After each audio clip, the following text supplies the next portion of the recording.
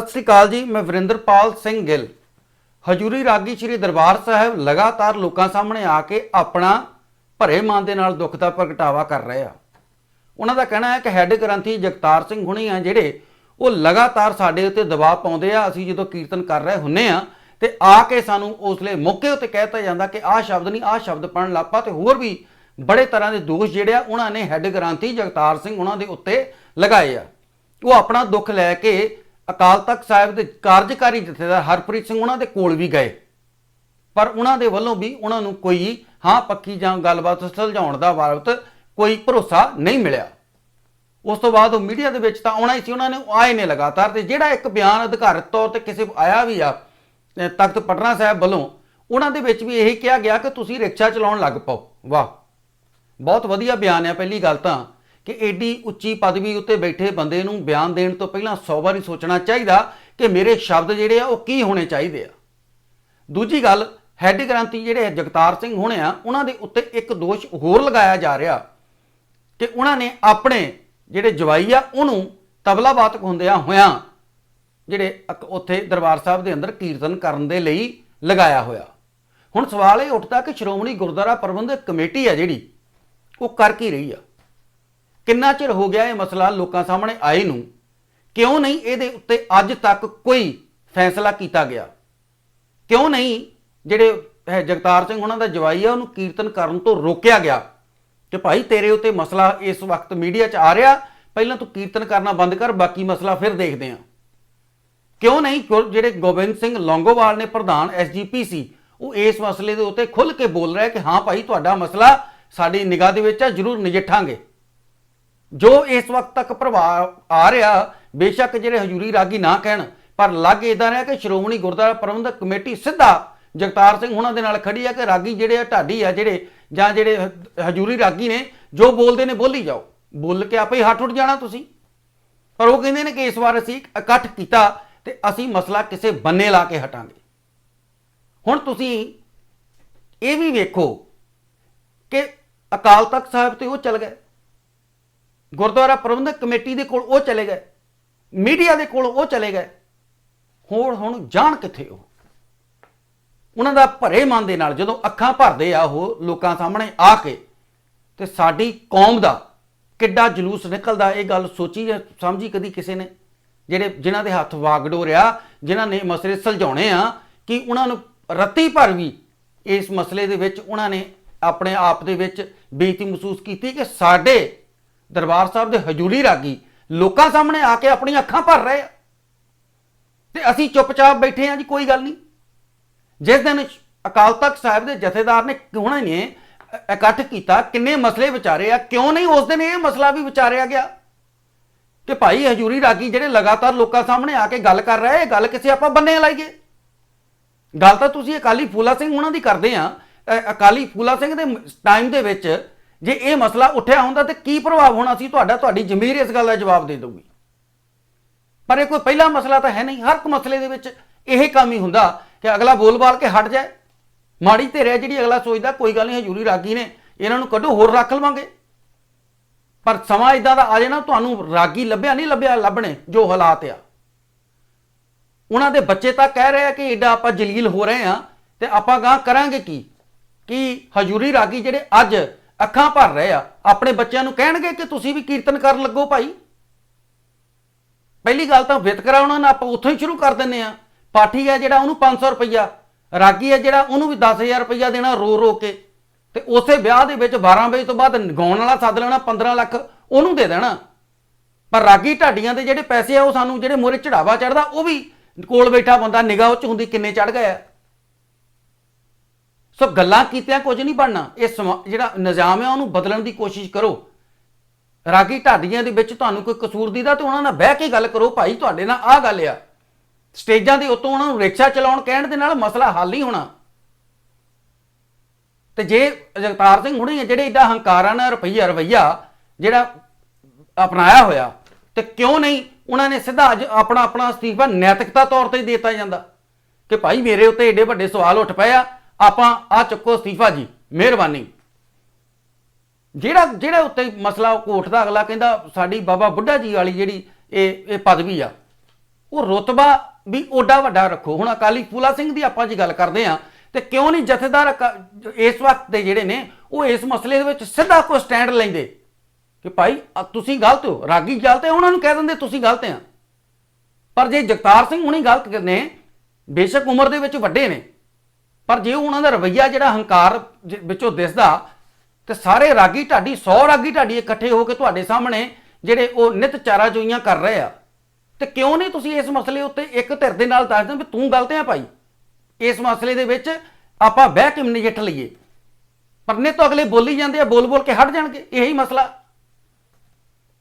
ਹੁਣ ਵੀ ਜਿਹੜੇ ਆ ਉਹ ਕੌਮ ਦਾ, ਜੇ ਤੁਸੀਂ ਦੇਖੋ ਕਿ ਕਿੱਡਾ ਜਲੂਸ ਨਿਕਲਦਾ ਕਿ ਸਾਡੇ ਰਾਗੀ ਜਿਹੜੇ ਉੱਥੇ ਕੀਰਤਨ ਕਰਨ ਵਾਲੇ ਉਹ ਮੀਡੀਆ ਸਾਹਮਣੇ ਅੱਖਾਂ ਭਰਨ ਰਹੇ ਆ ਕਿ ਸਾਡੀ ਬੇਇੱਜ਼ਤੀ ਕੀਤੀ ਜਾਂਦੀ ਆ। ਇਹਦੇ ਵਿੱਚ ਕਿਸੇ ਨੂੰ ਕਲੀਨ ਚਿੱਟ ਨਹੀਂ ਕਿ ਫਲਾਨਾ ਸਹੀ ਹੈ ਜਾਂ ਫਲਾਨਾ ਗਲਤ ਆ, ਪਰ ਕਿਤੇ ਬਹਿ ਕੇ ਕੋਈ ਮਸਲਾ ਹੱਲ ਹੋਊਗਾ ਨਾ। ਬਹਿਣਾ ਕਿੱਥੇ ਆ? ਪ੍ਰਧਾਨ ਸ਼੍ਰੋਮਣੀ ਗੁਰਦੁਆਰਾ ਪ੍ਰਬੰਧਕ ਕਮੇਟੀ ਦੇ ਨੇ, ਉੱਥੇ ਹੀ ਨੇ, ਜਿਹੜੇ ਜਥੇਦਾਰ ਸਾਹਿਬ ਨੇ ਉਹ ਵੀ ਉੱਥੇ ਹੀ ਨੇ। ਕਿਉਂ ਨਹੀਂ ਬਿਠਾ ਕੇ ਤਿੰਨਾਂ ਜਾਣਿਆਂ ਦੇ ਵਿੱਚ ਬਹਿ ਕੇ ਮਸਲਾ ਹੱਲ ਹੋ ਸਕਦਾ।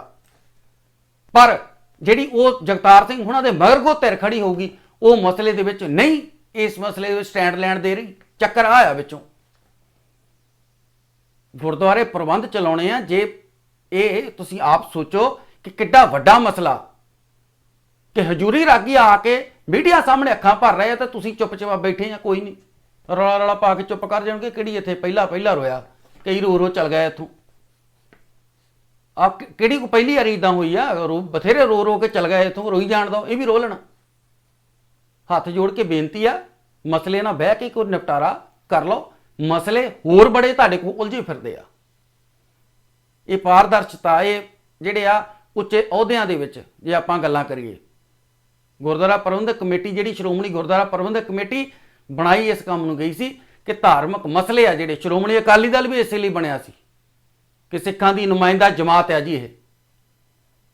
ਪਰ ਹਰ ਮਸਲੇ ਦੇ ਵਿੱਚ ਸਿਆਸਤ ਇਹਦਾ ਘਰ ਕਰ ਚੁੱਕੀ ਆ ਤੇ ਉਹ ਕਿਸੇ ਤਣ ਪਤਨ ਲੱਗ ਹੀ ਨਹੀਂ ਸਕਦੀ ਗੱਲ ਜੋ ਦਿਸ ਰਿਹਾ।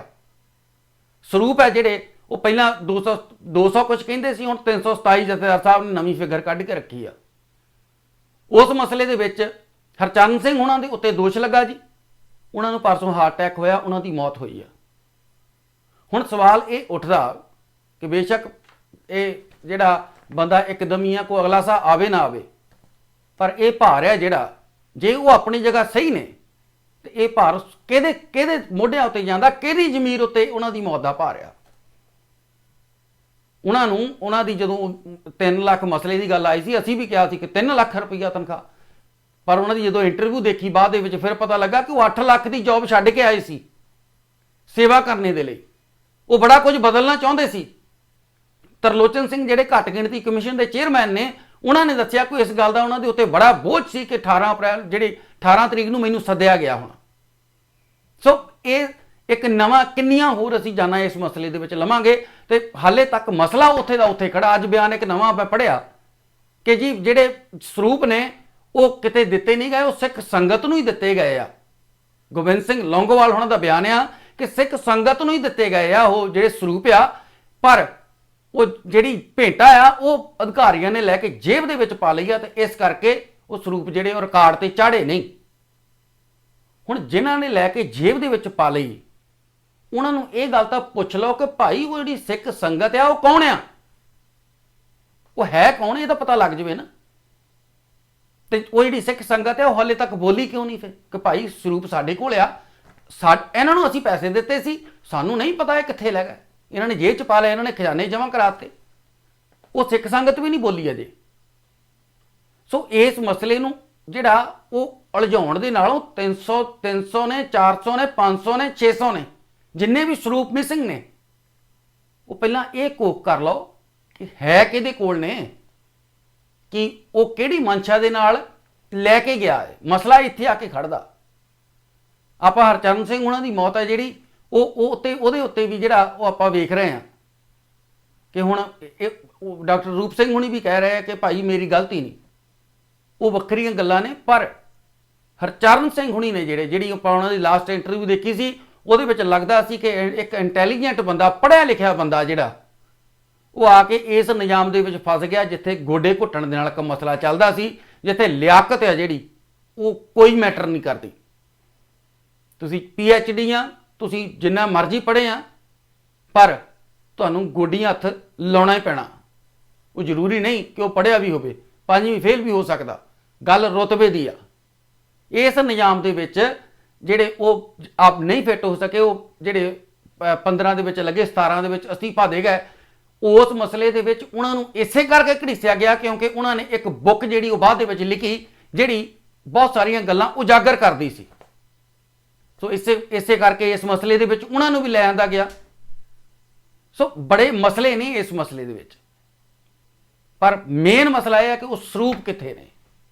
ਰਿਪੋਰਟਾਂ ਤਾਂ ਜਨਤਕ ਕਰ ਦਿੱਤੀਆਂ, ਤੁਸੀਂ ਕਰ ਦਿੱਤੀਆਂ, ਪਰ ਪ੍ਰਧਾਨ ਸਾਹਿਬ, ਜਥੇਦਾਰ ਸਾਹਿਬ, ਇਹ ਮਸਲੇ ਜਿਹੜੇ ਨੇ ਨਿੱਤ ਮਸਲੇ ਨੇ, ਜਿਹੜੇ ਪਿਛਲੇ ਮਸਲੇ ਸੁਲਝੇ ਨਹੀਂ ਰਹੇ, ਨਵੇਂ ਮਸਲੇ ਹੋਰ ਆ ਰਹੇ ਨੇ ਕਿ ਜਿਹੜੇ ਵਿੱਚ ਆਪਾਂ ਵੇਖਦੇ ਹਾਂ ਕਿ ਇੱਕ ਬੰਗਲਾ ਸਾਹਿਬ ਚੱਲ ਪਿਆ 10 ਗ੍ਰੰਥ ਦੀ ਕਥਾ ਦਾ ਮਸਲਾ, ਉਸ ਮਸਲੇ ਇੱਕ ਪਿਛਲਾ ਮਸਲਾ ਹੈ ਨਹੀਂ ਕਿ ਨਵਾਂ ਹੋਰ ਛੇੜ ਲਿਆ।